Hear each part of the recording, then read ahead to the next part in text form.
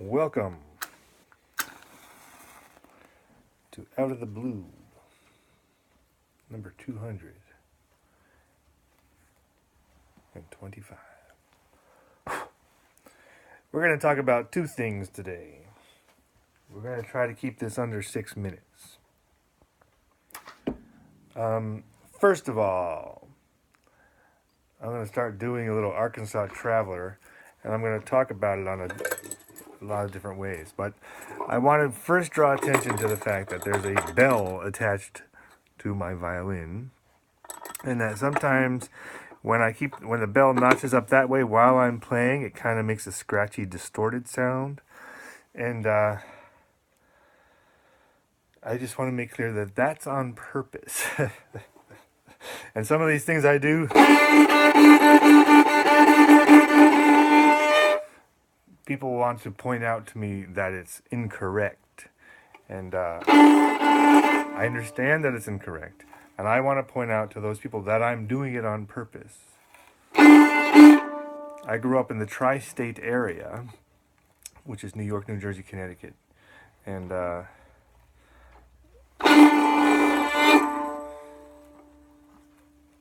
sonic surroundings that I was raised in had like distorted guitar on the radio, basically.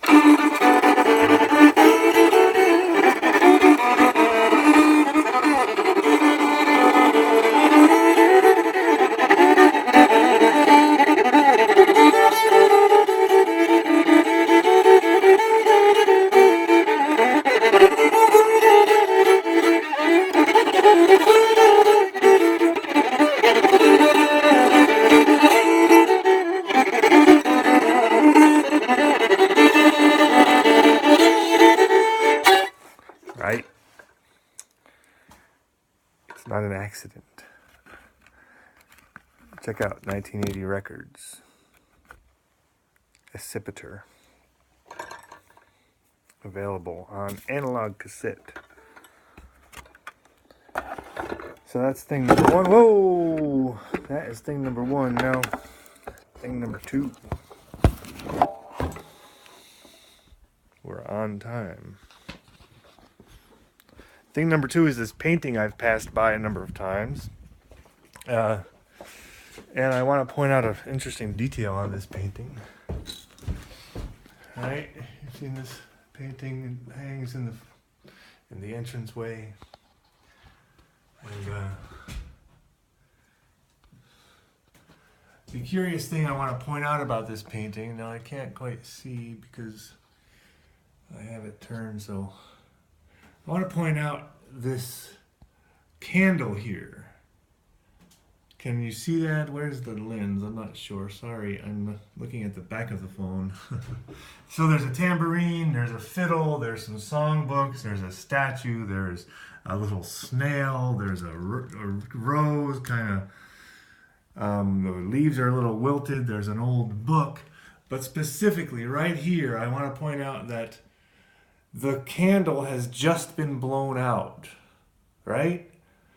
Now, the candle has just been blown out. So this is a painting, and it looks like a still life, but then you realize that the candle was burning a minute ago, and some wind or somebody blew it out. Somebody just blew this candle out, because you can still see it glowing, the ember, and you can see the little breeze, right? Now, I didn't notice this until I had already had this painting for a long time.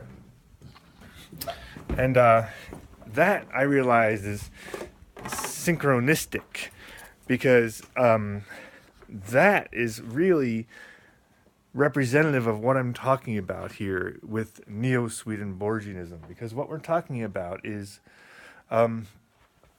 this last minute or two of life. So somebody's alive, their life is snuffed out like a candle, and there's this momentary little glow before it snuffs out altogether. Now, that's why I say that this fits within the purview of secular humanism. So this is not a belief system. It is an observation. It is an observation that we have now in modern society.